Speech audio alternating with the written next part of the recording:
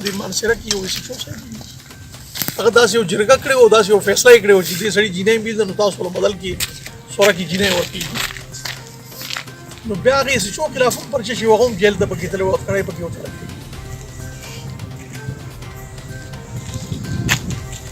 نو هغې کې ما یو ریپورټ بیا حکومت ته واستوي صوبایي دغه نور چېرته نه دغه راغلی و کمپلین ما ورته چې دا خو 2003 واقع وه دې سړي داسې بل سړي هغه عزت کې لخمیان دې دپاره قانون دی اوس فرض کړئ که ستاسو واده وي چې هغه چې تاسو راشئ ما ته وایي سره زما واده دی نو ما له اجازت راکړي نو زه تاسو له قانون ماتولو اجازت هم نشم درکولی دې دپاره یو قانون جوړ دی صوبایي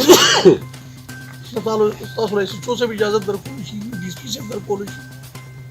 ځکه چې قانون هغې دپاره قانون جوړ دی چې دا شی به نه کوي که تاسو اخبار دپاره د دې رکاوټ دپاره داسې کمیټۍ جوړ کړي دا